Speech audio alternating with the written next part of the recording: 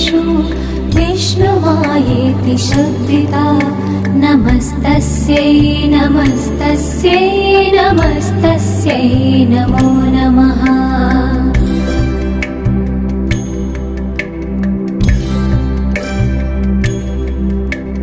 या देवी सर्वभूतेषु चेतनेत्यभिधीयते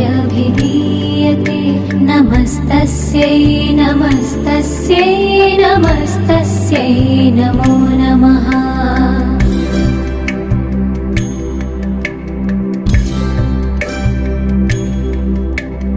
या देवी सर्वभूतेषु बुद्धिरूपेण संस्थिता नमस्तस्यै नमस्तस्यै नमस्तस्यै नमो नमः।